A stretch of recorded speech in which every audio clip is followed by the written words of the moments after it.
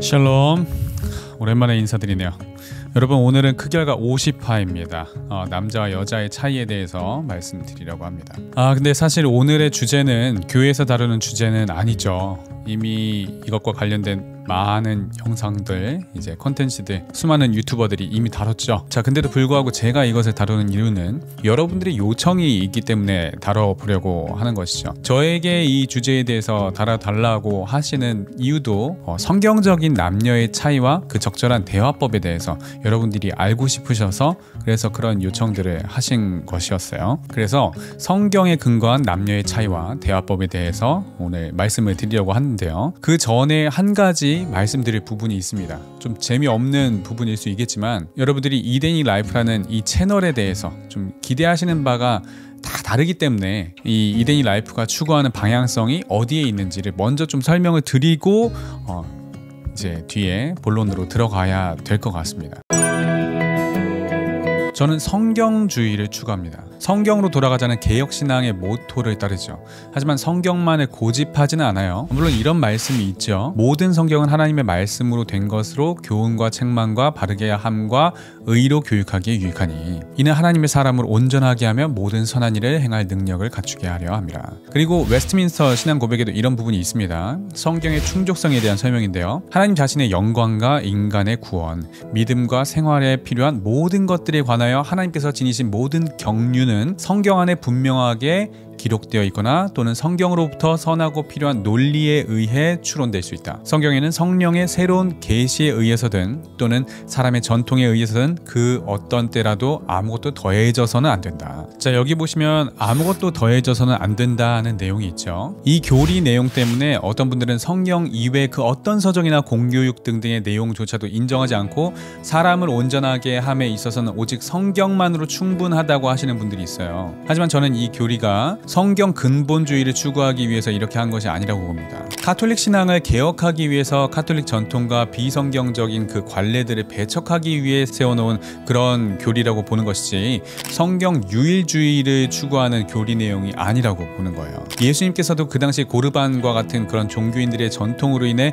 코에 걸면 코걸이, 귀에 걸면 귀걸이와 같은 그런 전통, 그런 잘못된 관례들을 지적하신 것이지 오직 성경만 진리이고 세속 교육에 대해서 모두 부정하시는 그런 입장이 아니라고 보는 것입니다. 그리고 여기 이 교리 내용에도 보시면 성경으로부터 선하고 필요한 논리에 의해 추론될 수 있다라는 표현도 있죠. 그러니까 문자주의적 성경 해석에서 벗어나서 성경의 근본 교리와 맥을 같이 하는 내용이라면 얼마든지 수용 가능하다는 것을 의미하는 내용이기도 해요. 그리고 하나님께서는 성경이라는 특별 계시를 통해서도 하나님을 알 수 있도록 하셨지만 특별 계시 외에도 자연 계시로도 얼마든지 무한하신 그 하나님을 알 수 있는 길을 열어두셨다라고 저는 그렇게 봅니다. 자, 예를 들어 봅시다. 성경이 아무리 그렇게 하나님의 말씀으로 온전하게 하며 모든 선한 일을 행할 능력을 갖추게 하려 한다 하더라도 성경이 한글을 가르쳐 주진 않아요. 그렇죠? 그리고 한글을 배우지 않고 성경을 읽을 수도 없어요. 또한 꼭 글이 아니라 하더라도 성경이라는 그 하나님의 말씀을 이해하기 위해서는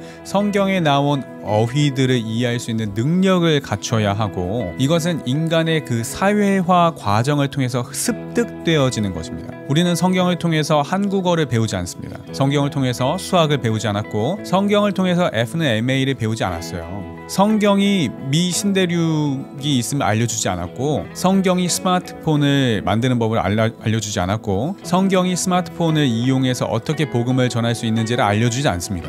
하지만 이러한 원리들은 이미 하나님께서 만드신 이 세상의 이 원리 안에 다 녹아져 있는 거예요. 그리고 사람은 그저 그 하나님께서 이미 만들어 놓으신 그 자연의 섭리와 원리들을 발견해 나가고 그것들을 조합해 나갈 수 있을 뿐이에요. 유에서 유를 만들어낼 뿐이지 무에서 유를 창조해낼 능력이 없는 유한한 존재이기 때문에 우리의 모든 활동은 하나님의 손바닥 안에서 다 이루어질 수밖에 없는 거죠. 그 밖으로 튀어나갈 수는 없는 것입니다. 물론 이러한 저의 관점을 부정하시는 분들, 또 거부하시는 분들도 있을 거예요. 그런 분들의 생각 제가 바꾸고 싶지 않습니다. 하지만 본인이 그렇게 생각한다고 해서 제가 가진 생각을 틀렸다고 여기거나 이단시하지 않으셨으면 좋겠어요. 자, 그리고 방금 전에 말씀드렸던 이런 내용을 용어적으로 정리를 하자면 근본주의, 복음주의, 그리고 자유주의 이런 식으로 좀 분류를 할 수 있을 거예요. 자, 복음주의와 대조되는 개념은 자유주의라고 좀 할 수 있습니다. 20세기 전반에 이 자유주의는 동시대의 그 문화에 적합하도록 믿음을 재구성하려는 신앙을 말합니다. 이러한 자유주의 신학에 반대하여 정통신학의 핵심을 지키려는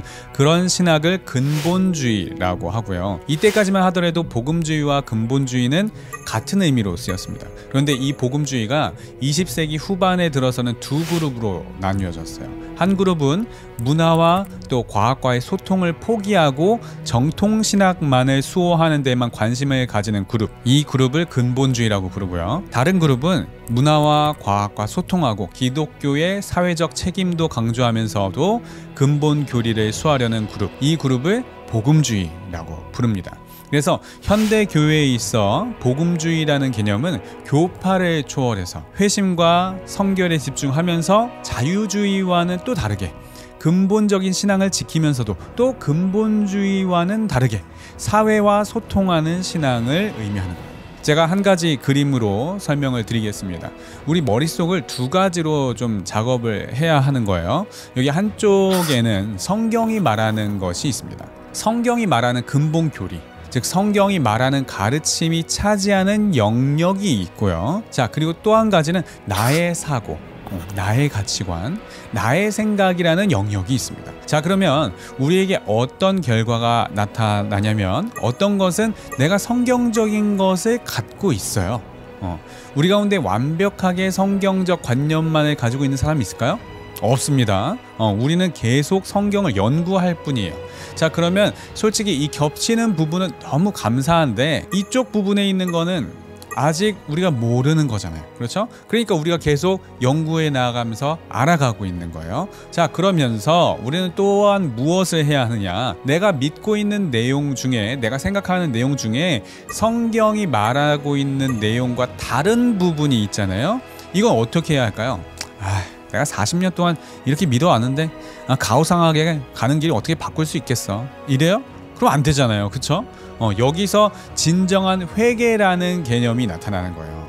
회개란 나에게 있는 비성경적인 것들을 찾아서 없애는 것, 이것이 회개입니다. 그리고 성경적인 내용으로 자꾸 가는 거예요. 자, 아무튼 방금 말씀드린 이 내용은 세속학문과 과학, 이 문화의 영역에도 동일하게 적용되는 거예요. 이게 한쪽에는 성경이 말하는 것이 있습니다. 그리고 다른 한쪽에는 세속학문이 있어요. 자, 그러면 세속학문에도 어떤 것은 성경적인 것을 갖고 있어요. 그렇죠? 왜냐하면 세속학문이라는 것이 하나님께서 지으신 사람, 만물을 탐구하고 원리를 발견해 나가는 것이거든요. 그렇죠? 그러면 그 속에서도 성경적인 것들을 발견해 나가지 않을 수가 없어요. 자연 계시가 당연히 있습니다. 그 자연 계시를 통해서 우리는 하나님을 깨달아 알아갈 수 있는 거예요. 로마서 1장 20절 말씀에도 창세로부터 그의 보이지 아니하는 것들, 곧 그의 영원하신 능력과 신성이 그가 만드신 만물에 분명히 보여 알려졌나니 그러므로 그들이 핑계하지 못할지니라 라고 하잖아요. 하지만 인간의 학문은 당연히 완전하지 않죠. 사람이 하는 일이니까 그래요. 그래서 당연히 성경적이지 않은 내용들, 성경이 말하고 있는 내용과 다른 부분이 있는 거예요.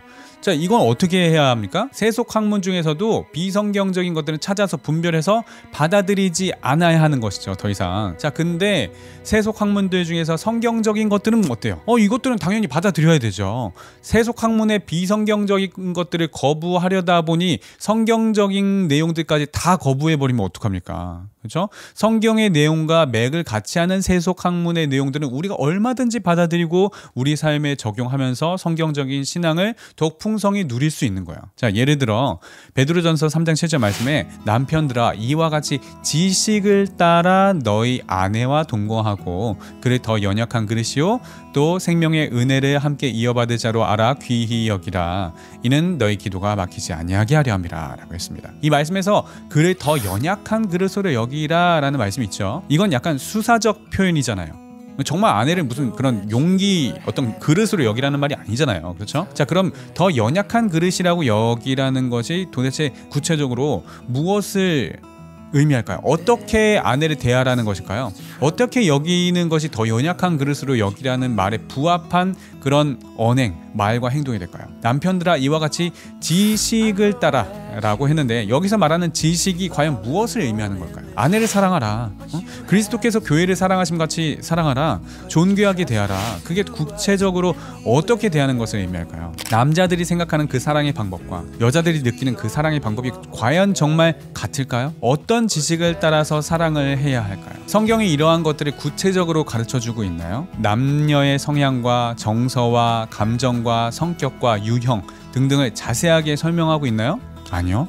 성경은 그렇게 설명하지 않습니다. 물론 성경이 우리의 생활에 필요한 것들을 다양하게 설명하고 채워주고는 있지만 이것만으로는 충분하지 않습니다. 국어도 배워야 하고 수학도 배워야 하고 그 외에 기타 기초 과목들, 문화, 예절, 에티켓 등등을 모두 배워야 우리는 생활을 할 수 있는 거예요. 창세기부터 요한계시록까지 이어지는 큰 물줄기는 하나님과 그분의 구원 사역을 말씀하고 거기에 초점이 맞춰져 있는 책이지 사람들의 그런 가정생활과 처세술을 말씀하는 책이 아닙니다. 그렇기 때문에 우리는 성경과 맥을 같이 하는 세속 학문의 내용들은 우리가 우리 삶에 적용하고 받아들일 줄 알아야 한다고 보는 거예요. 근본주의자들은 현대 교회 방언을 인정하지 않죠. CCM은 사탄의 음악이라고 여기고 큐티를 사탄의 명상이라고 여깁니다. 그들은 성경에 나오지 않는 현상들이나 설명하지 않는 그런 내용들에 대해서 거부하고 모두 다 이단시하고, 하지만 복음주의자들은 비록 그것이 틀린 행위나 잘못된 것들일 수도 있다 할지라도 근본 교리가 수호되는 차원, 즉 복음의 본질이 흔들리지 않는 것들이라면 관용주의적인 태도로 나아갑니다. 이러한 사실을 알고 본 컨텐츠를 접근하시는 것이 좋을 것 같아요. 이에 대해서는 근본주의자와 혼합주의자에 대한 설명이 좀 더 필요할 듯 합니다. 자, 근본주의나 혼합주의라고 평가하는 것 자체도 사실은 좀 우스운 거예요. 그러니까 사람들은 모두 자기를 기준으로 평가합니다. 어떤 사람은 저를 보고 근본주의자라고 그렇게 평가하고요. 어떤 사람들은 저를 보고 혼합주의자라고 평가를 합니다.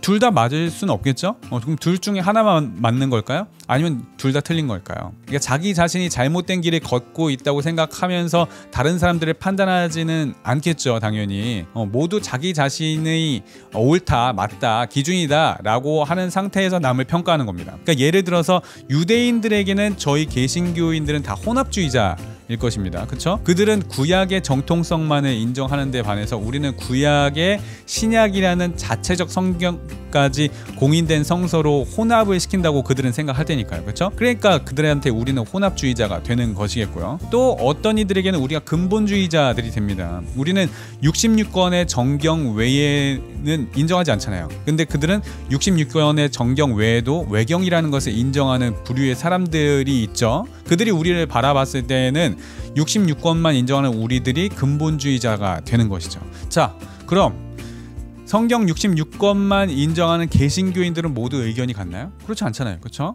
이 세상 사람들의 생각은 모두 다 달라요. 자, 저에 대해서 이제 말씀을 드릴게요. 제가 이런 복음주의 노선을 걷는 것을 두고 혼합주의라고 여기는 분들도 분명히 있을 거예요. 저는 개혁주의를 걷고 있지만, 하지만 저는 제가 꼭 정답이라고 생각하지 않는 자세가 오히려 성경이 우리에게 요구하는 자세라고 생각하는 거예요. 비유를 드리겠습니다. 학창 시절에 다들 시험 쳐보신 적이 있으실 겁니다. 그럼 문제를 풀 때 어떤 문제들은 풀었음에도 자신의 답에 대한 확신이 없는 경우도 물론 있어요. 근데 어떤 경우는 정말 이건 100%다, 이건 완전 찐 정답이다 라고 확신하고 정답을 체크하는 경우가 있어요, 분명. 그렇죠? 근데 시험 결과를 받아봤을 때 그 결과가 어때요? 전혀 다를 때가 있죠. 100% 정답이라고 확신했던 문제라도 틀리는 경우가 있었죠. 그렇죠? 시험 결과가 나오기 전까지 친구들이랑 시험 문제 답을 이렇게 맞춰보면서 이게 맞아, 저게 맞아, 네가 맞아, 내가 맞아, 이렇게 서로 토론도 하고 다시 문제를 풀어보기도 하면서 답을 찾아가지만, 어떨 때는 제가 맞는 경우도 있었고 어떨 때는 친구가 맞는 경우도 있었고 어떨 때는 둘 다 틀리는 경우도 있었죠. 결국 정확한 대답은 누구만 알고 있어요? 선생님만 알고 계신 거예요. 그러니까 저는 개혁주의를 따르는 사람들이든 그럼 웨슬리안을 따르는 사람들이든 알미니안을 따르는 사람들이든 본인은 본인이 해석하고 경험한 그 하나님에 대해 믿고 따를 수 있다고 봅니다. 하지만 진짜 정답은 하나님만 알고 계시다 라고 여기는 것입니다. 그러니까 사람은 본래 본인이 성경을 통해 깨닫고 그 자신들의 삶에서 경험한 그 세계관 안에서 말할 수밖에 없어요. 미 신대륙이 발견되기 전까지 사람들은 그것을 생각할 수 없는 세계관 안에서만 생각하고 대화할 수밖에 없습니다. 자신들이 배우고 경험한 한도 내에서 판단하는 것입니다. 미 신대륙에 대한 막연한 기대나 소망, 추측들을 할 수는 있겠지만 그 역시도 직접 가보고 탐험하면서 개척하고 연구하지 않는 이상 대륙이 실제로 발견하기 전까지는 이건 그저 여러 허상의 영역이라는 거예요. 예를 들어서 내가 성경을 통해서 깨닫고 믿고 따르는 그 예정에 대한 그 의미가 정말 하나님께서 이 성경에서 말씀하시는 그 예정과 같은 의미일지 이건 모르는 거예요. 그렇죠? 저는 그렇게 경험하고 믿고 깨달으며 살아왔지만 내가 깨닫고 내가 경험한 게 내 관점이 틀릴 수도 있다는 것을 겸손하게 인정하는 거예요. 내가 경험하고 깨달은 것만이 정답이고 다른 사람들이 푼 명제는 다 틀렸다라고 생각하는 것이 교만이고 아집이고 자기 확신적이고 오히려 우둔한 것이라고 보는 겁니다. 시험 결과가 나오기 전까지, 즉 우리가 하나님을 직접 대면하기 전까지 이 땅에서의 삶을 완전할 수 없고 모든 것을 정확하게 알 수 없다. 전 우주보다 광대하신 하나님은 우리가 100만 년을 살면서 매일 그분에 대한 새로운 지식을 배우고, 아니 심지어 무한한 시간을 지내면서 영원히 그분과 함께 동행하며 매일매일 그분을 공부한다 해도 그분에 대해 다 알 수 없는 그 광대함의 끝을 달리시는 분이 우리 하나님이라고 저는 보는 겁니다. 지금 이 순간조차도 내가 그분에 대해서 배우는 속도보다 그분이 이 세상에서 일으키시는 역사가 훨씬 더 많고 빨라서 배운 양보다 앞으로 배울 양이 날이 갈수록 더 늘어나는 것처럼 우리는 우리의 죽음 후에도 그분에 대해 배운 양보다 그분에 대해 배울 양이 더 많아질 뿐이라고 생각하는 거예요. 감히 우리의 생각 안에 가둘 수 있는 분이 아니라고 생각하는 겁니다. 유한한 인간이 무한한 하나님을 감히 정확하게 안다고 말하는 것은 벌레가 인간을 안다고 하는 것보다 더 헛소리인 것이죠. 그런데 그런 한정적인 인간의 수명과 한정적인 인간의 지식과 한정적인 인간의 지능으로 누가 누구를 판단한다는 거예요. 장님이 코끼리를 만지는 것처럼 우리가 경험한 세계에서 이렇다 저렇다 말은 할 수 있을지라도 그것만이 정답이라고 어떻게 말할 수 있어요. 여전히 바닷속에 어떤 괴 생명체가 살고 있는지조차 전부 파악하지도 못하고 있는 이런 하찮은 인간들이 이 세상 전체를 창조하시는 하나님에 대해서 하나님은 이런 분이시다, 하나님은 저런 분이시다, 이건 이런 의미일 것이다, 저건 저런 의미일 것이다 라고 말하는 게 하나님 입장에서 볼 때 얼마나 가소롭고 하찮게 여겨지시겠습니까? 여러분, 우리는 모두 우리가 가지고 있는 그 세계관 안에서만 판단하고 그 지능 안에서만 말하면서 살아갈 수밖에 없는 그런 유한한 존재들입니다. 유한한 존재가 어떻게 무한한 존재를 판단하고 재단할 수 있겠어요? 그게 얼마나 어리석은 겁니까? 제가 성경주의, 복음주의, 개혁주의를 따른다는 것은 나의 영적 경험과 나의 신앙이 그렇다는 것을 말씀드리는 것일 뿐입니다. 하지만 하나님은 나의 경험보다, 나의 지능보다, 나의 지식보다 훨씬 더 광대하시기 때문에 내가 함부로 판단할 수 있는 분이 아니기에 성경을 통해서 우리에게 말씀하신 것 외에는 하나님에 대해서 타 교단분들이 경험한 하나님을 그거 하나님 아니다 라고 하는 우둔함을 취하지 않겠다 라는 것입니다. 그저 오늘도 그분에 대해 조금씩 깨달아가는 것들을 여러분들에게 나눌 뿐이고, 이 지식은 하나님이라는 존재의 정말 몇십만 분의 1, 몇백만 분의 1, 아니 무한분의 1의 지식을 여러분들에게 나누는 것일 뿐이라는 거예요. 개혁주의에만 구원이 있다고 믿으시는 근본주의자분들에게 한번 묻고 싶어요. 하나님께서 보시기에 여러분들은 얼마나 순수한 신앙을 하고 있다고 자부하십니까? 여러분들의 신앙에는 정말 오류가 없습니까? 정말 무오합니까? 하나님께서 우리의 믿음에 있어 100% 무오한 순수성을 유지해야만 구원하시는 것이 아니라는 것을 다들 아실 것이고 다들 인정하실 거예요. 그렇다면 하나님께서 도대체 어떤 수준의 삶을 살고 어느 수준의 믿음 생활을 하는 사람까지 구원을 하시고 구원을 하지 않으실지를 우리가 어찌 알고 감히 판단할 수 있단 말이에요. 어찌 알고 그 사람이 이단이냐 아니냐를 감히 판단할 수 있냐 이 말입니다. 그럼 우리의 믿음 생활에 있어 어느 정도로 순수성을 갖춰야 구원에 이르는 순수성이라고 생각하세요? 만약 하나님의 무오하심이 100이라고 생각하면 여러분들의 신앙의 순수성이 90이라고 해보겠습니다. 그리고 다른 교파, 다른 사람들의 신앙은 80 내지 70이라고 한번 가정해 볼게요. 설사 여러분들의 신앙의 순수성이 90이라고 하더라도 하나님께서 구원에 있어 요구하시는 구원의 문턱이 왜 85점이라고 생각하세요? 얼마나 복음의 순수성을 유지해야 구원이라고 생각하시길래 다른 교파, 다른 교단, 나와 다른 색깔의 신앙인들을 두고 이단이라고 정죄한단 말입니까? 마치 천국과 지옥에 보내는 자가 예수님이 아닌 자기 자신이라고 착각하는 듯해요. 자기 자신의 신앙의 순수성을 유지하는 거 좋다 이 말입니다. 그리고 다른 사람들에게도 그런 순수성을 가지라고 말할 수 있다 이 말입니다. 그런데 그런 순수성을 가지지 못한다 해서, 그런 순수성을 가지지 않겠다고 해서 그 사람에게 구원이 없다고 함부로 말할 수 있냐 이 말입니다. 그건 모르는 거죠. 구원에 있어 본질적인 건 삼위일체의 하나님을 믿고 자신의 전적인 타락을 믿고 예수 그리스도의 구원 사역을 믿는 그 믿음의 본질에 있어서 일치한다면 그 외에 여러 가지 다른 관점들, 비본질적인 그런 것들에 대해서 다른 생각과 다른 믿음과 다른 삶을 살아간다고 해서 그들에게 구원이 없다고 어찌 함부로 판단할 수 있냐 이 말입니다. 그리고 신앙의 순수성에 대한 기준도 각자마다 다 다릅니다. 관점도 다 다릅니다. 죄에 대한 기준도 다 달라요. 죄에 대해서 어느 정도까지 경각심을 갖고 어느 수준까지 그 기준을 이루며 살아야지 하나님께서 구원하셨다고 확신을 가질 수 있는지 성경에 써 있어요? 전혀 없죠. 본질에 대한 기준밖에 없어요. 비본질에 대한 것들은 권면만 있을 뿐이지 구원에 대한 기준은 전혀 없습니다. 그러한 비본질적인 이슈로 이단이냐 아니냐 그렇게 말하는 헛짓거리 멈췄으면 합니다. 제가 위에서 90점, 80점, 70점이라고 말씀드리긴 했지만 그것이 하나님 입장에서는 마치 11점짜리가 10점짜리 보고 이단이네 마네 하면서 뭐라고 하는 것일지 어찌 알겠냐 이 말이에요. 하나님께서 보시기에는 그냥 고만고만하는 것들이 신앙의 순수성을 추구한답시고 11점짜리가 12점짜리가 되기 위해서 발버둥치는 그런 의미 없는 것들일지 어찌 알겠습니까? 여러분 비행기 타고 올라가 보세요. 하늘에서 내려다 보면은 63 빌딩이나 100층 빌딩이나 단층집이나 똑같습니다. 하나님 관점에서는 차등이 없어요. 거기서 거기입니다.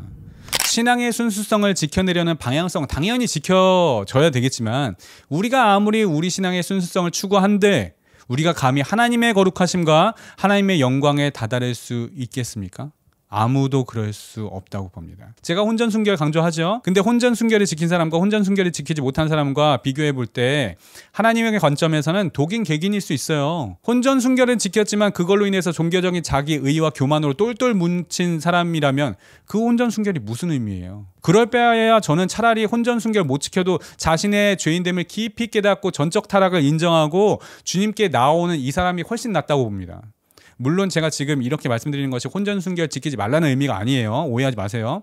제가 드리는 말씀의 핵심은 하나님 입장에서는 도토리 키재기, 50보 100보, 독인 객인일 뿐이라는 것입니다. 아닌 것 같나요? 비행기 위에서 떨어졌을 때 단층집에 떨어지면 죽고 롯데타워 꼭대기에 떨어지면 안 죽나요?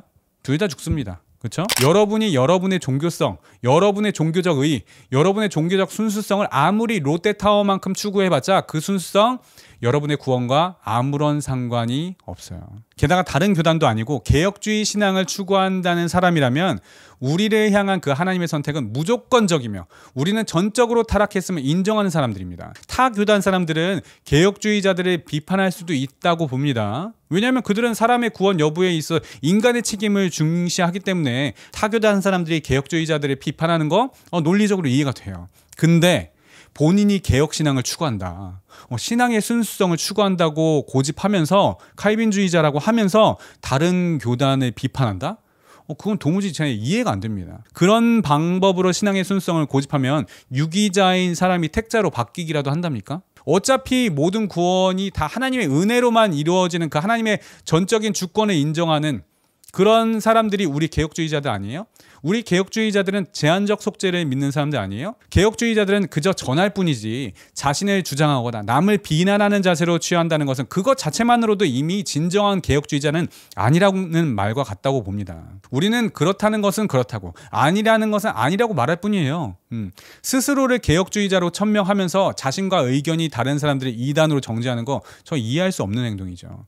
이단 교리가 무엇인지를 말할 뿐이지 누가 그렇게 하는지 공개 저격하는 그런 방식을 취하면서 스스로를 개혁주의자라고 말한다? 모순입니다. 일평생 못된 짓만 계속하다가 십자가에 달린 강도조차도 구원받았죠. 그런데 우리가 그 어느 누구의 현재의 영적 상태, 현재의 삶, 현재의 신앙, 현재의 교리적 오류들을 두고 그 사람이 지옥 간다고 화가 날 수 있단 말입니까? 설사 어떤 사람이 정통 교리에서 엇나가고 있다 하더라도 그 사람이 언젠가 하나님께 돌아올 것을 염두하고 기대하면서 기도하고 기다려주는 것인 진정 인간의 전적 타락을 인정하고 제한적 속죄를 인정하는 진정한 개혁주의자의 자세라고 보고, 지금 당장 내 의견에 따라오지 않으면 이단으로 낙인 찍고 평생을 개혁주의 신앙 근처도 오지 못하도록 그렇게 막는 사람들, 제가 생각했을 때 진정한 개혁주의자들 아닙니다. 마치 개구리가 올챙이적 생각 못하듯, 마치 자기 자신은 태어날 때부터 정통교리 신앙을 하면서 한 번도 전적으로 타락해 본 적도 없는 것처럼 다른 사람들이 그렇게 정죄하고 그렇게 이단으로 규정하는 사람들 두고 어떻게 개혁주의자라고 말할 수 있겠어요? 자, 어떤 사람들은 바울을 예시로 말씀하면서 바울도 부겔로, 허모게네,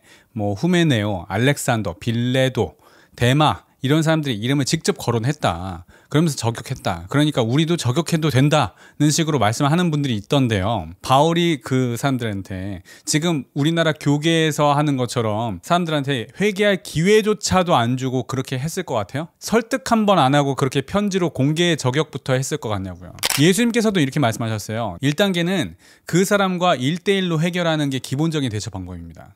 그래도 듣지 않거든 2단계. 한두 사람을 더 데리고 와서 두세 증인의 입으로 말마다 확증하는 거예요. 그래도 듣지 않거든 3단계. 교회에 말하는 것입니다. 그래도 듣지 않거든 4단계. 이방인과 세례와 같이 여기는 거예요. 그리고 5단계가 있습니다. 이것은 더 밑으로 내려가서 베드로가 추가 질문을 할 때 나오는데요.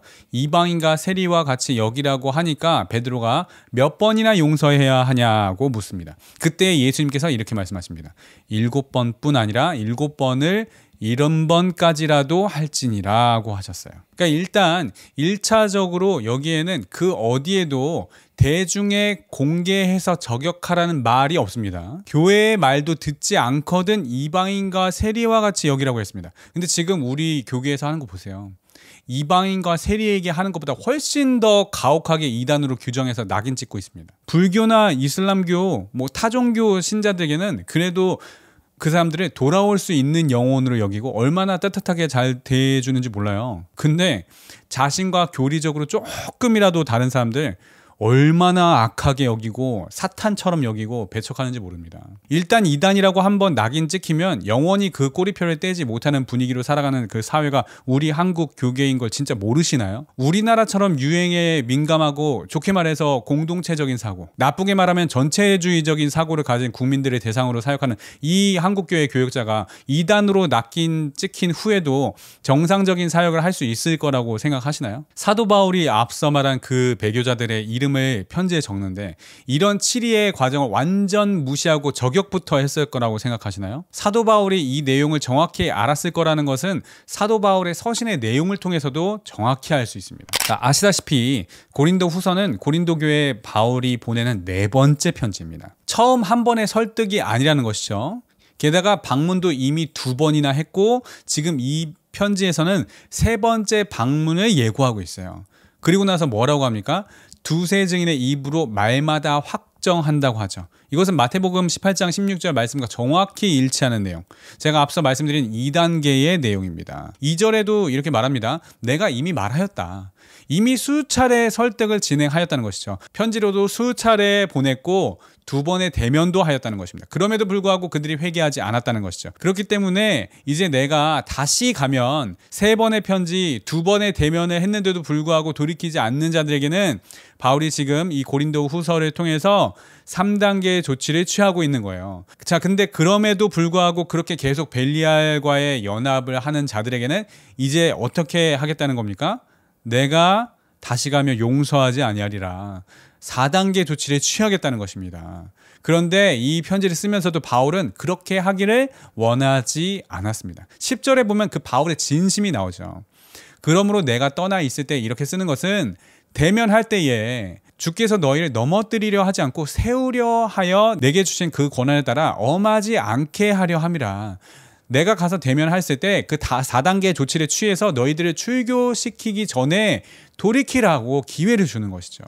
지금 한국 교회에 이러한 사랑의 설득의 과정과 은혜의 권면의 과정들이 있어요? 사도 바울처럼 그런 권면하고 설득하지도 않았으면서 어디 사도 바울 핑계를 대면서 자기의 정죄를 정당화하고 있습니까? 문제를 지적하시려면 죄를 지적하세요. 사람을 지적하지 마시고요. 죄를 낙인 찍으세요. 사람을 낙인 찍지 마시고요. 죄를 공개 저격하세요. 사람을 공개 저격하지 마시고요. 특히나 우리나라처럼 공동체 문화가 강한 나라에서는 더더욱 한번 낙인은 영원한 낙인이 돼버립니다. 단순히 다른 것도 틀린 것이라고 여기는 세계관이 강하게 박혀있는 나라예요. 우리나라가 뭐 다민족 국가입니까? 여러 가지 언어를 구사해요. 여러 인종과 여러 민족과 여러 문화가 공존하면서 나와 다른 생각과 문화를 가르친 그런 사람들이 이해하고 존중하는 문화가 자리 잡은 그런 국가입니까? 아니요. 예로부터 우리나라는 한민족을 부르짖고 우리 민족끼리를 부르짖고 타민족 외지 사람, 이방인들 적대시하고 배척하는 데 집중하던 그런 나라였습니다. 우리 편 아니면 다 적으로 간주하는 그런 문화에 익숙했고 심지어 한국전쟁이 발발한 지 100년도 안 된 나라예요. 제가 세리아리온에서도 느끼는 바가 뭐냐면 내전을 겪은 나라들은 기본적으로 경계심과 의심이 많다는 거예요. 우리나라가 역사적으로 얼마나 많이 내전을 겪었어요. 대한민국 안에 뿌리박혀 있는 그 배타성들은 한국 기독교 안에도 그대로 스며들어와 있습니다. 지금 세계 어느 나라에서 자신과 다른 생각을 가진 사람들이 이런 식으로 이단이라고 낙인 찍으면서 배척하는 사람들이 있단 말입니까? 이단으로 낙인 찍는 과정이라도 성경적이라면 내가 말을 안 해요. 그 과정은 모두 비성경적으로 다 그냥 거의 날조로 진행하면서 정작 자신은 성경적, 나와 다른 사람들은 다 비성경적, 이런 무적의 논리를 주장하는 나라가 또 어디 있단 말입니까? 우리가 하나님의 심판대 앞에 서게 되었을 때 하나님께서 당신의 해석이 틀렸다고 해버리신다면 그때는 어떻게 하실 건가요? 그동안 이단으로 규정하고 정죄했던 사람들한테 그때 가서 사죄하는 게 그게 무슨 의미가 있어요? 저는 혼합주의가 아닙니다. 제가 가장 경계하고 두려워하는 죄가 바로 자기 확신에서 나오기 때문에 그런 거예요. 그러기 때문에 제가 복음주의 노선을 걷는 거예요. 저는 제가 경험하고 제게 주시는 은혜와 깨달은 말씀만을 증거할 뿐입니다. 그것이 거듭난 자가 취해야 할 겸손의 자세라고 보는 것입니다. 자, 어쨌든 제가 오늘 말씀드리려고 하는 것은 남자와 여자의 차이입니다. 근데 이 남자와 여자의 차이는 복음주의 안에서의 그 남자와 여자의 차이를 말씀드리려고 하는 거예요. 분명히 말씀드리지만 심리학이 진리라고 볼 수는 없죠. 하지만 이건 역시 학문이고 오랜 세월에 걸쳐 임상실험과 관찰로 쌓인 데이터를 기반으로 정리된 내용들입니다. 그렇기 때문에 마냥 부정하는 것은 옳지 못하다라는 거예요. 자연 계시를 통해서 하나님께서는 충분히 우리에게 하나님이 어떤 분이신지를 알 수 있도록 하셨다라고 했어요. 단 복음주의적으로 성경을 기반으로 남녀의 차이를 설명하되 성경이 말하는 그 차이와 같은 맥락적 사고에서 이어질 수 있는 심리학적 내용들은 교회에서 다루는데 문제가 없다고 보는 거예요. 그리고 그에 따른 대화법과 행동법까지 좀 다뤄보려고 합니다. 이제부터 본론 시작됩니다. 이성과 결혼하기 전에 기본적으로 서로에 대해 알아야 할 책임이 있습니다. 부부가 결혼하기 전에는 모든 것이 조화롭게 되는 것 같아 보여도 결혼 전과 후에 다를 수 있어요. 근데 문제는 서로의 다름을 인정하지 않는 것에서 발생할 때가 많습니다. 그래서 판단, 비판, 배척하면서 이렇게 싸워요. 그런데 가만히 들여다보면 사실 이건 서로가 틀려서 그런 것이 아니라 다른 것인데 서로에 대한 이해가 부족해서 생기는 문제들이 상당히 많아요. 근데 또 문제는 뭐냐면 그렇게 문제가 일단 생겨버리잖아요. 그러면 서로를 이해하려고 하지도 않아요. 이미 감정적으로 상해버리잖아요. 그럼 상대방 말이 잘 안 들립니다. 대부분의 이혼 사유는 서로를 이해하지 못해서 이혼하는 일들이 상당히 많이 일어나요. 그렇다면 왜 그럴까? 재료부터가 다르기 때문에 그래요. 애초에 흙으로 지음받은 자와 뼈로 지음받은 자, 특성부터가 다른 거예요. 이런 사실을 인정할 때 결혼해서 낭비가 없습니다. 감정 낭비, 이런 에너지 낭비가 없어요. 몰라서 상처를 주는 일들이 많습니다. 서로 기싸움하면서 상대방을 서로 자기 자신에게 맞추기를 기대하는 분들이 있어요. 여자를 남자화 시키려고 한다거나 남자를 여자화 시키려고 하는 것이죠. 이거는 성경적인 것도 아니고 이건 하나님의 뜻도 아닙니다. 물론 제가 뒤에서 말씀드릴 남녀의 그 차이는 평균적인 거를 의미하는 거예요. 일반적으로 그렇다는 것을 이제 말씀을 드리는 거예요. 키를 예로 들어서 좀 설명을 드리자면 남자 평균 키는 172이죠. 여자 평균 키는 160이라고 한다면 평균 키 차이는 몇이에요? 12cm 차이밖에 안 납니다. 자, 그런데 그렇다고 해서 모든 남성들의 키가 172가 아니잖아요. 그렇죠? 어떤 남성은 키가 150도 있고 어떤 남성은 키가 2m 20도 있고 또 어떤 여성은 키가 140도 있고 또 어떤 여성은 키가 190도 있습니다. 오히려 키가 172인 사람보다 아닌 사람들이 훨씬 많고 오히려 키가 160인 사람들보다 아닌 여성들이 훨씬 많아요. 그래서 남녀의 차이보다 각 성별 안에서의 개인 편차가 훨씬 큽니다. 그리고 키가 150인 남성보다 190인 여성이 키가 40cm나 더 크기도 하죠. 자, 이것처럼 지금부터 저는 남녀의 평균적인 차이에 대해서 말씀드릴 뿐이지 이 세상 모든 남녀의 성향이 다 일괄적으로 이렇다라는 걸 말씀드리는 게 아니에요. 여성보다 더 여성스러운 남성도 있고 남성보다 더 남성스러운 여성도 있어요. 제가 이렇게 말씀드리는 거는 서로에 대해서 조금이라도 더 알아가고 이해해서 갈등을 최소화하자는 그런 의도에서 말씀을 드리는 것이다 라는 것을 꼭 염두에 두시기 바랍니다. 자, 남자와 여자의 생리적, 심리적 차이에 대해서 좀 보도록 하겠습니다. 표를 좀 보실게요. 남녀의 생리, 심리적 차이를 좀 비교하실 수 있습니다. 하나씩 좀 볼까요? 자, 남자는 목표 지향적입니다. 반면에 여자는 관계 지향적이죠. 자, 남자는 일 중심적이에요. 하지만 여자는 사람 중심적입니다. 남자는 관계를 희생하면서까지 성취하려는 그런 성취욕이 강하고 여자는 관계를 손상시키지 않기 위해 목적을 희생하는 경우가 많습니다. 남자는 성취욕을 중요시하고 일중독인 그런 분들도 많죠. 성공지향적이고 승부에서 이기려는 성향이 강합니다. 목표를 향해 달려가는 것을 통해서 기쁨과 만족을 느끼고 이 목표를 향해 달려나가면서 관계를 맺습니다. 하지만 여자는 사람들과의 관계를 통해서 목표를 찾아갑니다. 남자들보다 여자들이 전도가 더 잘 되는 이유도 여자들은 교회가 싫어도 친구가 가달라고 하면 좀 가주는 성향이 남자들보다 좀 더 강합니다. 하지만 남자들은 아무리 친해도 아닌 건 아닌 거예요. 여자들에게 있어 말과 대화는 감정을 나누는 매개체지만 남자들에게 있어 말과 대화는 주로 정보 전달의 수단입니다. 그래서 남자는 용건만 간단히, 여자는 시시콜콜한 얘기들까지 다 나누죠. 그렇게 전화통화를 오래 했는데도 나머지는 만나서 얘기하자 하고 전화를 이렇게 끊죠. 감각기관 말씀드리겠습니다. 남자들은 시각이 발달했어요. 그래서 이쁜 거 좋아합니다. 시각이 발달했다는 게 시력을 말하는 게 아닌 거 아시죠? 시각적인 감각을 말씀드리는 거예요. 자, 형제들이 결혼 후에 힘들어하는 것 중에 하나가 정리되어 있지 않은 모습에 힘들어해요. 물론 정리되어 있지 않은 여성의 모습 때문에도 힘들어하지만 머리카락 정리 안 되어 있는 화장실, 어질러져 있는 화장대, 산처럼 빨래가 쌓여 있는 다용도실, 설거지가 쌓여 있는 싱크대, 이런 것들 힘들어합니다. 미각, 이건 요리를 잘한다는 게 아닙니다. 맛이 까다롭다는 겁니다. 전통적으로 봐도 남자들보다 여자들이 요리할 일이 훨씬 더 많죠. 주부들이 훨씬 더 요리를 많이 할 일이 많잖아요. 근데도 불구하고 세계적인 요리사들은 거의가 남자들입니다. 미각이 발달했어요. 자, 여자들은 청각이 발달했어요. 말에 예민하고 민감합니다. 남자분들 중에 욕하는 게 습관이 되어 계신 분들 있죠. 근데 그 욕설을 남자가 듣는 것과 여자가 듣는 것은 너무나 다릅니다. 정말 깨지기 쉬운 그런 연약한 그릇처럼 다루셔야 돼요. 촉각, 접촉, 스킨십 이런 거에 민감합니다. 통증도 훨씬 더 잘 느끼고 아파합니다. 제가 아이들 씻길 때에도 그걸 정말 많이 느끼는데, 첫째 같은 경우에는 딸인데 조금만 뜨겁거나 차가워도 엄청 못 견뎌요. 작은 아이는 남자아이인데 너무 못 견딜 정도로 뜨겁거나 차갑지 않으면 그냥 그러려니 해요.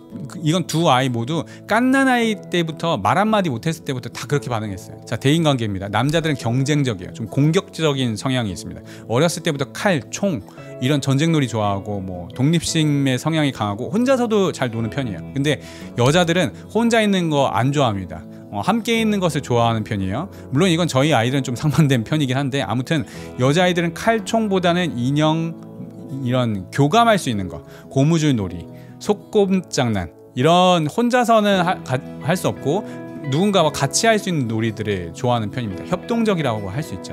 자, 의사결정 방법에 대해서 말씀드리겠습니다. 남자는 전체적이고 객관적입니다. 논리적인 근거에 의해서 결정을 하죠. 여자들은 세부적이고 주관적입니다. 감정과 느낌을 중요시해요. 이건 좋고 나쁘고 아니에요.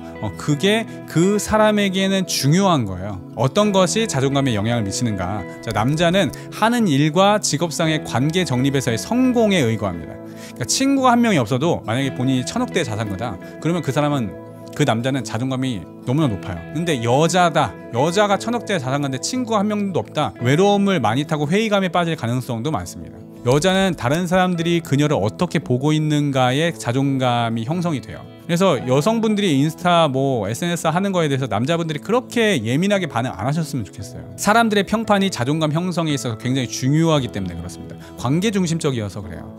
대화 목적도 마찬가지입니다. 아까 앞에서도 말씀드렸듯이 남자들은 정보를 수집하고 교환하는 그런 수단으로서 대화를 합니다. 또 지배 수단으로 여겨요. 누군가를 지배하기 위해서 위아래 서열에서 일과 명령으로 다른 사람들을 컨트롤하고 그런 사무적인 대화를 하는 용도로 씁니다. 그리고 문제 해결, 문제를 해결할 목적으로 대화를 합니다.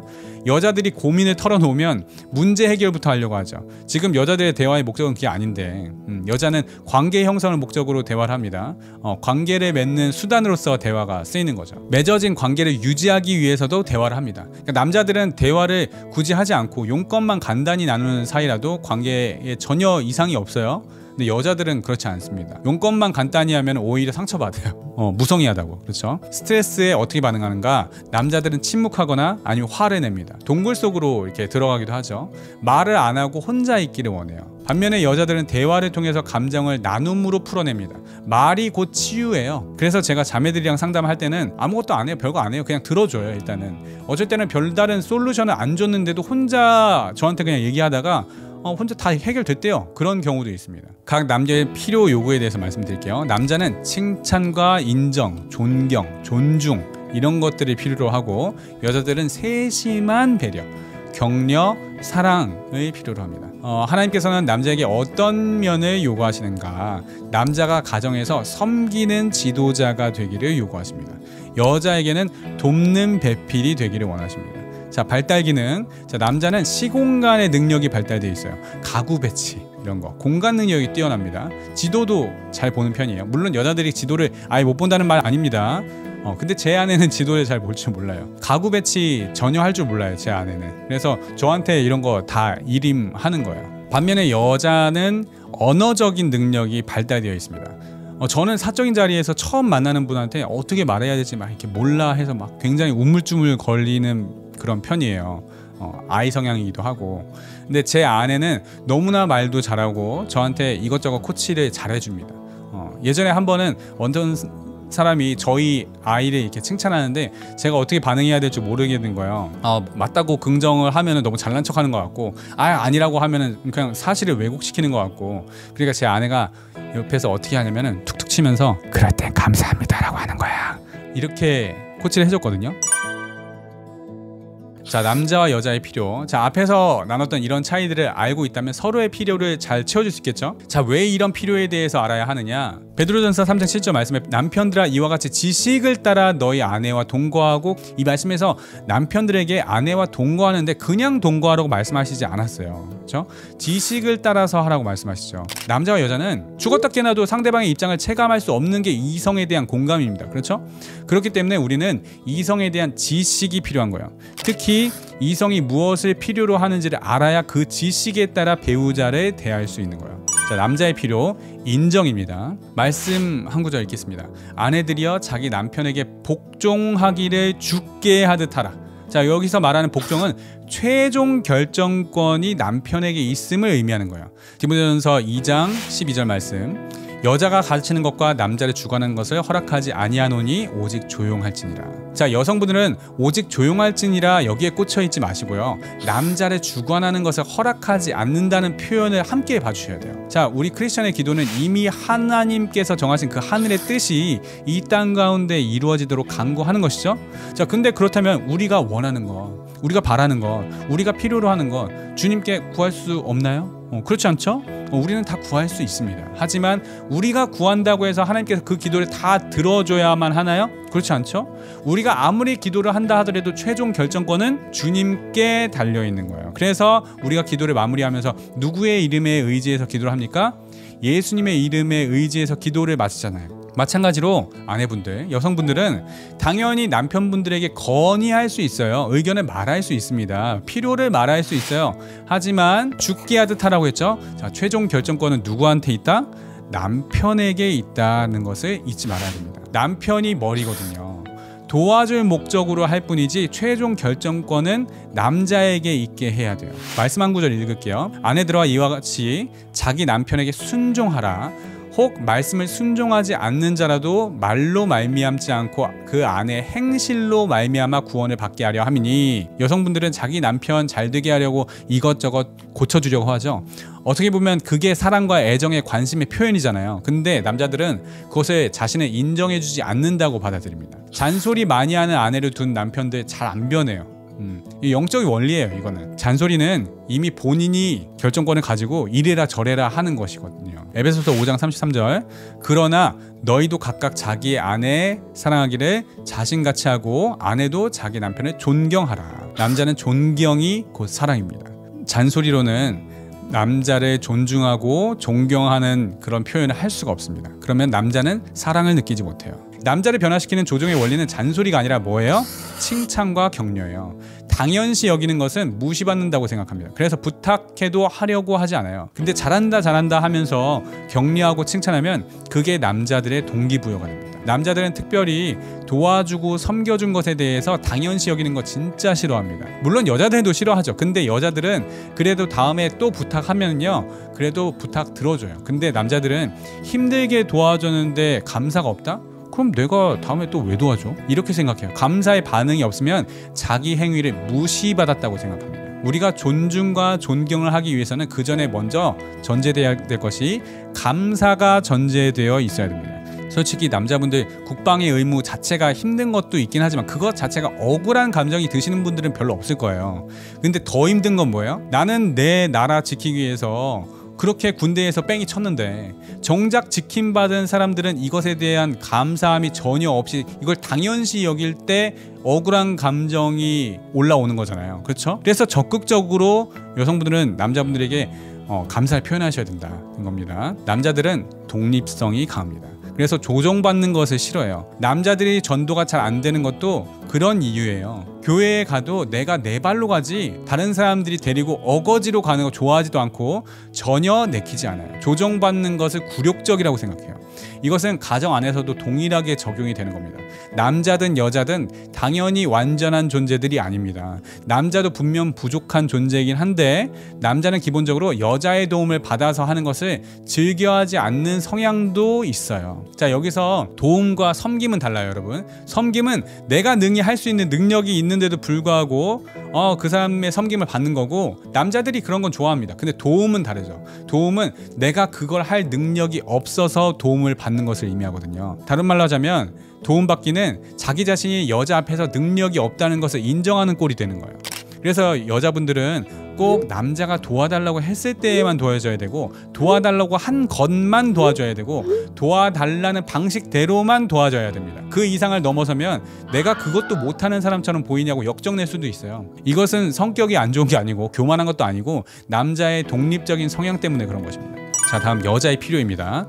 섬세한 관심과 칭찬이 필요합니다. 에베소서 5장 28절 말씀에 이와 같이 남편들도 자기 아내 사랑하기를 자기 자신과 같이 할지니 자기 아내를 사랑하는 자는 자기를 사랑하는 것이라.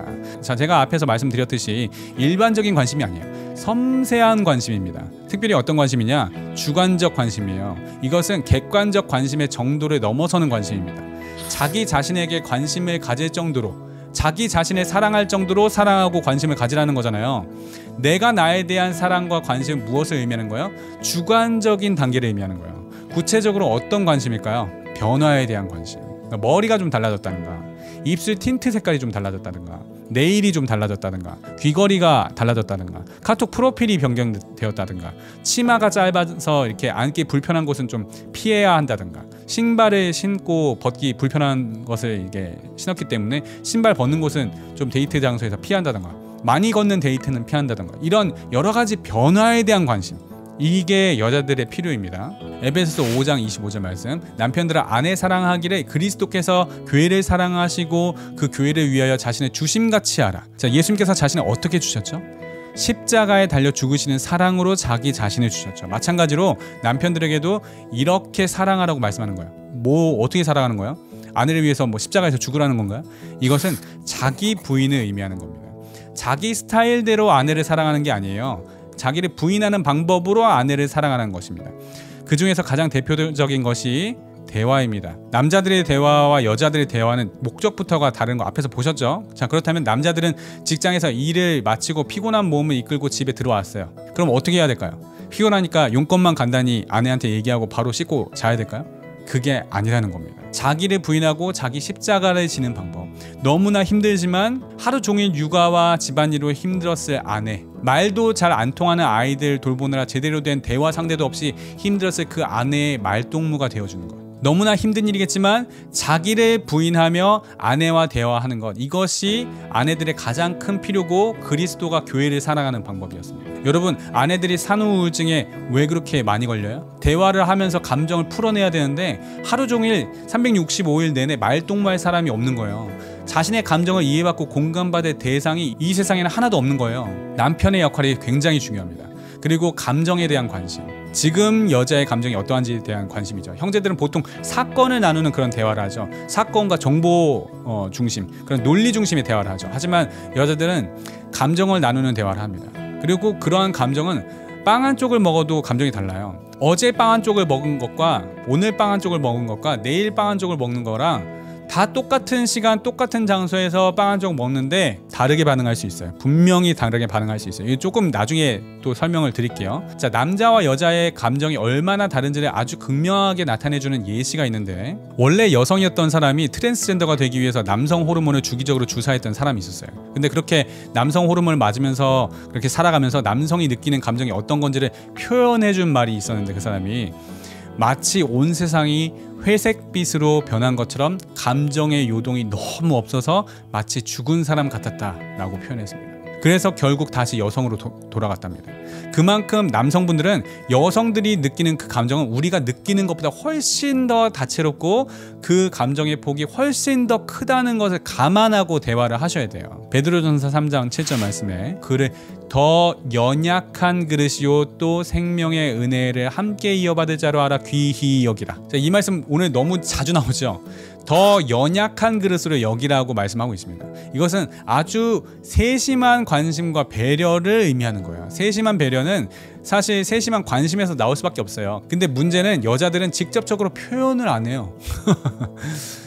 저도 딸 하나 아들 하나 키우고 있는데요. 제 딸아이가 제 속을 터지게 만드는 것 중에 하나가 삐치든지 속상한 일이 있을 때 말을 안 해요. 내가 왜 속상한지 네가 알아내라는 거죠. 진짜 속 터지는 거예요. 근데 남자들은 그걸 직접적으로 말하지 않으면 알 수가 없습니다. 관심이 없어서 모르는 게 아니에요. 제가 제 딸인데 관심이 없겠어요? 그럼에도 불구하고 말 안 하면 알 수가 없어요.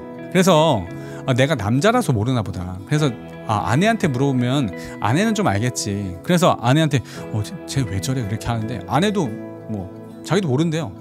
독심술이 있는 것도 아니고 어떻게 아냐. 그러니까 이건 뭐 영원히 맞출 수 없는 문제를 낸 거랑 똑같은 거예요. 이건 여성분들이 말을 해주긴 해줘야 돼요. 무엇이 문제인지 말을 안 하는데 어떻게 합니까? 물론 그걸 굳이 내 입으로 이야기를 해야만 알아먹는 게 답답하시겠죠. 마음에 안 드시겠죠. 알잘 딱갈센 모르나? 네, 모릅니다. 남자들 몰라요. 남자들 신이 아닙니다. 모릅니다. 그리고 솔직히 남잔데 그런 여자들의 심리를 빠삭하게 잘한다, 말을 안 했는데도 잘한다, 그 사람은 오히려 조금 의심해 보셔야 돼요. 왜 그렇게 잘할지? 자, 그래도 여러분 정말 관심이 있고 배려를 하는 남자는 한 번 말한 건 그래도 지켜요. 기억을 하고 있으니까, 관심이 있으니까. 스타벅스에서 테이크아웃 할 때 슬리브를 안 껴서 주는 줄 저는 몰랐거든요. 저는 뭐 스타벅스 잘 먹지도 않으니까 잘 몰랐으니까. 근데 이렇게 슬리브를 안 껴서 줬던 거예요. 그래서 제가 이거 캐리어에 딱 가지고 와서 하니까 슬리브 안 껴가지고 왔네? 이렇게 얘기하는 거예요. 제 아내가 그걸 딱 얘기하니까 저는 이제 그걸 기억을 하거든요. 그래서 뭐 가끔 스타벅스 또 갈 일이 있잖아요, 쿠폰 받으면. 그래서 스타벅스 가서 이제 테이크아웃을 할 때 딱 뇌에 입력이 되어 있죠. 아이스 카페라떼 샷은 반만 톨 사이즈 슬리브 껴서 테이크아웃. 근데 제 아내는 그것도 고마워해요. 옛날에 얘기했던 건데 어떻게 그걸 기억하고 있냐. 그러니까 관심이 있으니까 기억하고 있죠. 그러니까 이건 말을 해야 아는 거다. 근데 남성분들은 말을 하면 기억은 해야 된다.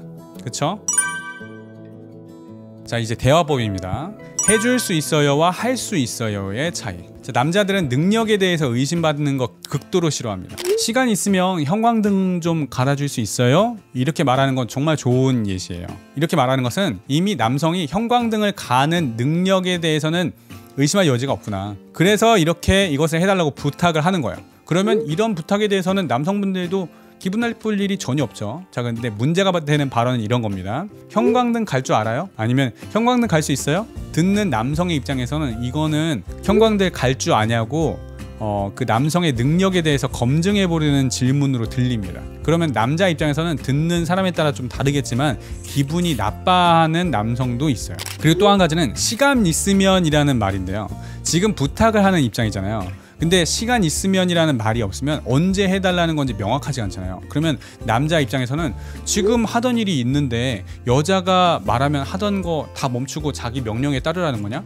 이런 식으로 들릴 수가 있어요. 그렇기 때문에 시간 있으면이라는 말에 넣어야 형광등을 갈아달라고 부탁을 하긴 하는데 갈지 말지에 대한 그런 최종 결정권은 부탁하는 나에게 있는 것이 아니라 그 부탁을 들어줄지 말지를 결정하는 남자에게 있다는 의미를 함께 전달할 수 있는 거예요. 그래서 시간 있으면 혹은 시간 있을 때 이런 표현이 굉장히 중요합니다.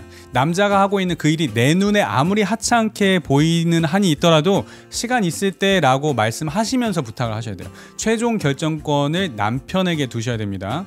그래서 여자분들은 남자분들에게 뭔가를 부탁할 때 이거를 꼭 잊지 마세요. 최종 결정권은 남자에게 있다. 능력에 대해서는 의심하지 마라. 근데 진짜 할 줄 모르면 어떡해요? 라고 할 수 있겠죠. 진짜 할 줄 모르면 할 줄 모른다고 대답하겠죠. 그리고 여러분, 만약에 자신의 그 사랑하는 아내가 진짜 진심으로 감사하고 존경을 표하면서 그렇게 부탁을 하잖아요. 그러면 남자는 자기 생명도 줄 수 있어요. 할 줄 몰라도 어떻게든 그 방법을 알아내서 해내고야 맙니다. 아까 말씀드렸잖아요. 목표지향적이라고. 할 수 있어요와 해주세요의 차이입니다. 자, 여자들은 배려가 없는 말을 정말 싫어합니다. 하세요, 해주세요와 같은 그런 입장이 전혀 고려되지 않은 그런 말을 들었을 때 감정이 확 상해버릴 수 있어요. 그러면 대답이 곱게 안 나갑니다. 할 수 있어요? 라고 하면은 네 이렇게 대답이 나오는데 해주세요 하면 네, 아니면 네 이렇게 대답이 나와요. 이거는 아까 남자들에게 시간 있으면과 비슷한 거예요. 물론 최종 결정권이 여자에게 없다 하더라도 여자는 물어보는 것을 좋아합니다. 아까도 말씀드렸지만 여자는 대화가 논리적인 대화가 별로 중요하지 않아요. 당연히 네라고 대답할 수밖에 없는 상황인 것을 알지만 그럼에도 불구하고 물어봐야 돼요. 그걸 배려로 느낍니다. 논리적으로 생각하지 말고 일단 남자들은 일단 명령 금지. 그리고 같은 상황에서 같은 말을 했다 하더라도 같은 부탁을 했다 하더라도 어제 했을 때와 오늘 했을 때와 내일 했을 때가 다 다릅니다. 다 달라요.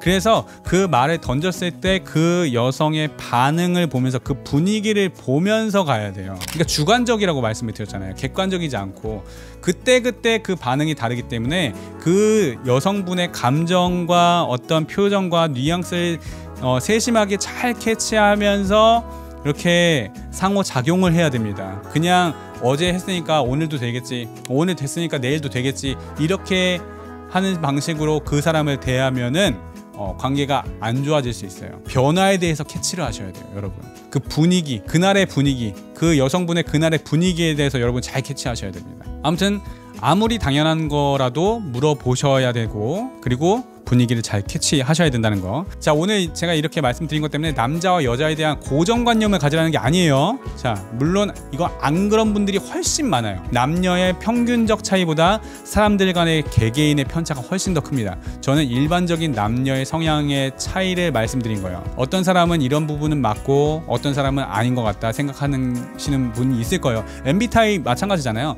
검사 다 마치고 나서 확인해보면 내 MBTI 안에서도 맞는 것도 있고 아닌 것도 있잖아요. 그러니까 자신이 정확히 어떤 사람인지, 어떤 성향의 사람인지, 어떤 말에 기분을 나빠하는 사람인지는 당사자와 교제를 해보셔야 됩니다. 대화를 많이 해봐야 그 사람에 대해서 알 수 있다는 것이죠. 제가 지금 이렇게 말씀드리는 것은 기본적인 남녀의 차이가 있으니 서로의 다름을 인정하고 서로 이해하기 위한 방향성을 위해 말씀드린 것이지 제가 절대 정답을 말씀드린 게 아니라는 점 꼭 알아주시길 바랍니다. 고백 시 유의할 점입니다. 여러분, 여성분들은 마음에 드는 형제가 있을 때 본인이 먼저 고백하는 것에 있어서는 조금 더 신중하시고 유의하시길 바랍니다.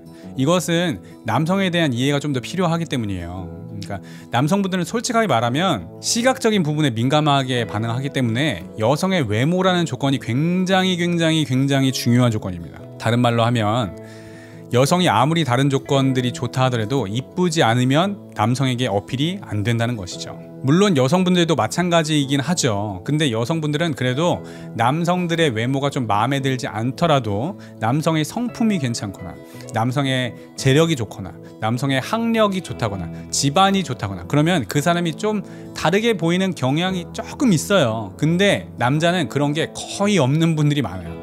한 번 아니면 영원히 아닌 분들이 많습니다. 외모가 그저 그런데 알고 보니 학벌이 좋아서 그 자매가 달라 보이더라?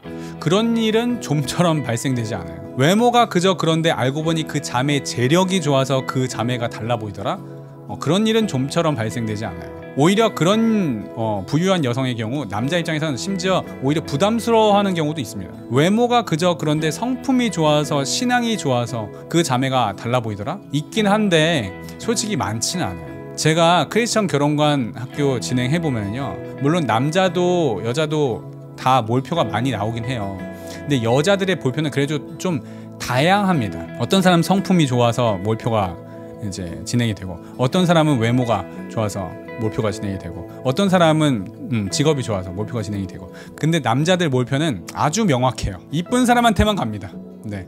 그래서 남자도 여자도 기본적으로 남사친 여사친으로 이렇게 지내는 경우가 많은데, 여성들의 경우는 남성의 성품이나 신앙이나 뭐 재력이나 뭔가 어필할 만한 그런 부분들이 생기면 그때서야 그 사람이 좀 달리 보이는 경우가 그래도 상대적으로 빈번한 편이에요. 하지만 남성들의 경우에는 여성의 외모가 영 아니라고 이렇게 판단이 되면 그 여성의 성품이나 뭐 신앙이나 뭐 재력이나 그 외에 그 어떤 매력이 어필된다 하더라도 그 사람이 달리 보이는 경우는 여성에 비해 상대적으로 드문 편입니다. 그래서 여성들은 본인이 연예인급으로 이쁘거나 아니면 그 남자가 결혼에 굉장히 조급해하는 상태이거나 아니면 그동안 자신에게 관심을 표현해 왔던 그런 남자이거나 이런 경우가 아니라면 그 사람한테 먼저 고백하지 마세요. 물론 여러분 여성들도 그런 여성들 많습니다. 제가 말씀드린 거는 상대적으로 남성들이 그런 경향성이 조금 더 많다라는 거예요. 오해하지 마세요. 그래서 여성의 경우는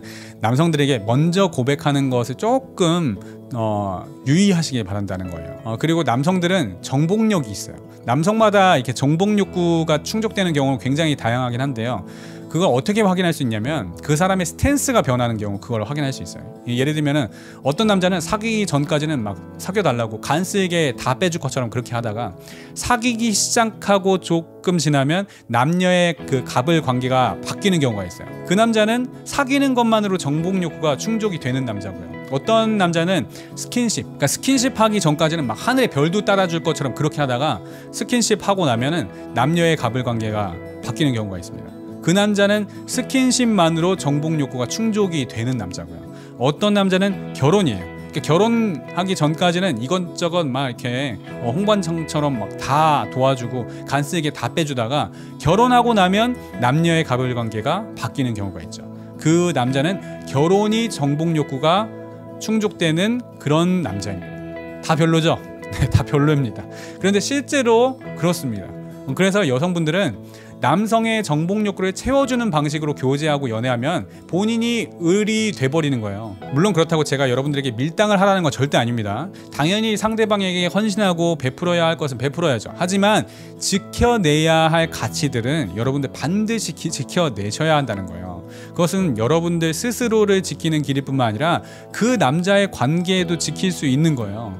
아무튼 그래서 여성분들은 웬만하면 먼저 고백하지 마시라는 겁니다. 지혜로운 방법은 그 남자가 자신에게 고백을 하도록 유도하는 방법을 취하시는 거죠. 제일 좋은 1차적인 방법은 여러분들의 외모를 가꾸세요. 진짜 다이어트하고 하나님께서 자신에게 주어진 그 조건 안에서 식단이란 운동만 하고 화장 잘하고 옷만 잘 입어도 웬만한 분들한테 어필 다 잘 할 수 있습니다. 머리빨이란 게 있잖아요. 그렇죠? 머리도 좀 잘 하시고요. 성형은 필수가 아니에요, 여러분. 하나님께서 주신 조건 안에서 잘 가꾸시는 것만으로도 하나님께서 예비하신 배우자를 알아보는데 부족함이 없습니다. 자, 그리고 2차적인 방법은 마음에 드는 형제가 있다면 그 형제에게 직접 고백하지 마시고 그 형제 주변 사람들에게 잘해주세요. 그렇게 해서 그 형제 주변에 있는 사람들이 여러분의 자신들에 대한 좋은 평판, 좋은 평가를 만들어내세요. 그러면 그 형제도 자신의 생각과 관점을 다시 생각해보는 경우가 있습니다. 특히 우리나라처럼 유행에 민감하고 전체주의적 사고가 강한 나라일수록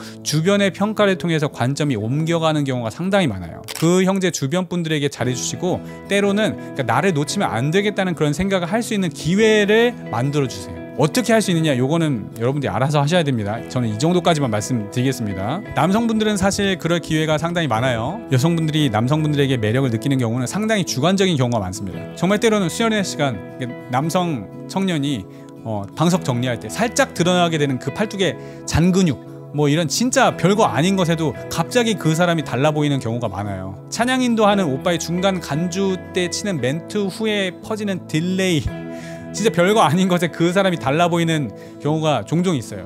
여성분들의 관점은 진짜 주관적이에요. 어떤 여성들은 너드남, 막 체크무늬 남방에 안경 쓰고 막 목 끝까지 채운 단추 막 이래도 매력을 느끼는 경우가 있대요. 물론 잘생겨야 한다는 기본적 조건이 달린다고는 하는데 아무튼 제가 말씀드리는 건 지금 그런 경우가 아니죠. 어쨌든 물론 여성분들도 외모 많이 보죠. 근데 남성들이 외모를 보는 정도로 그 한 가지 조건이 그렇게 중요하진 않다는 겁니다. 물론 일반적인 남성들보다도 오히려 훨씬 더 외모를 중요하게 많이 보는 여성들도 있어요. 그런 여성분들은 그냥 걸으세요. 그리고 교회 공동체 안에서는 웬만하면 사역자를 통해서 감접적으로 인도하심을 받는 방법, 제가 예전에 크결과 48에서 소개해드린 그 방법으로 인도하심을 받아보시고요. 공동체가 너무 커서 비밀교제 할 수 있는 그런 환경이 안 된다. 우리 공동체는 무조건 공개 연애만 해야 하는 그런 공동체다. 그렇다면 웬만하면 형제가 자매한테 고백을 하는 방향으로 유도하면 좀 더 좋을 것 같다. 네, 그걸 좀 말씀을 드리면서 오늘 영상 마치도록 하겠습니다. 제가 처음에 이 채널을 시작했을 때만 해도 한 형제만을 생각해서 이 채널을 시작했습니다. 그렇죠? 그래서 내용이 굉장히 단순했죠. 뭐 영상이 뭐 5분 10분이었어요. 하지만 채널이 이렇게 성장을 함에 따라서 굉장히 다양한 관점을 가진 사람들이 모여들게 되었죠. 그래서 그에 따라서 메시지도 모두에게 오해가 없도록 하기 위해서 여러 가지 설명들이 이렇게 보충이 되면서 보다 길어지게 되고, 어찌 보면 사족이 붙게 되는 경우가 많은 것 같습니다. 오늘 메시지처럼 남녀의 차이에 대해서 딱 설명만 하고 그렇게 할 수가 없는 거예요. 남녀의 차이에 대해서만 나눌 수가 없고 온갖 잡다한 사변적인 신학적인 어떤 그런 내용들까지 다 다루다 보니까 이야기가 산으로 가는 거예요. 물론 한편으로는 다양한 생각과 관점들에 대해 설명할 수 있다는 그런 장점이 있긴 하지만 또 다른 한편으로는 이렇게 하는 게 정말 맞는 건지에 대한 그런 고민이 참 많습니다. 이렇게 설명을 한다 해도 사실 이 설명으로도 충족이 안 되는 분들은 결국 나올 수밖에 없을 거라는 겁니다. 어떤 분은 저희 채널의 성장을 위해서 더 많은 분들이 좋은 내용을 듣게 하기 위해서 이렇게 하는 것이 좋겠다고 하셨고, 저 역시도 그렇게 해보려고 이번에 노력을 많이 해보긴 했는데요. 이것이 정말 여러분 모두를 충족시킬 수 있는 방향성인가에 대해서는 사실 잘 모르겠습니다. 그래서 그 결과 다음 화부터는 그냥 다시 초심으로 돌아가려고 합니다. 다시 한 형제만을 생각하면서 메시지를 준비하려고 합니다. 어떤 분들에게는 설명이 다소 빈약하거나 편협하게 느껴지실 수 있다 할지라도 어차피 이 세상 만인을 모두 만족시킬 수 있는 메시지라는 것은 애초에 존재할 수가 없다고 저는 그렇게 생각하거든요. 그래서 다시 원래의 이데닝 라이프로 돌아가겠습니다. 이렇게 하기로 결정하는 가장 큰 이유는 이 메시지를 준비하면서 계속해서 하나님께서 주시는 이렇게 마음의 부담이 있었어요. 너답게, 내가 너를 지은 모양답게, 내가 너에게 준 인사이트답게 사역하면 된다. 이런 마음을 주시는 거예요. 제가 신앙을 해오면서 저에게 영향을 준 분들은 사람들에게 그닥 친절한 메시지를 주는 분들이 아니었어요. 때로는 사람의 마음을 불편하게 하고 때로는 편협하다고 느낄 정도로 고지식한 메시지를 전하시는 분들이었습니다. 하지만 저는 그런 분들로부터 감명받았고 제 신앙의 뿌리가 그분들에게서 시작되었기 때문에 저는 이제 다시 제 옷을 입으려고 합니다. 자, 그럼 다음 영상으로 다시 찾아뵙도록 하겠습니다. 샬롬!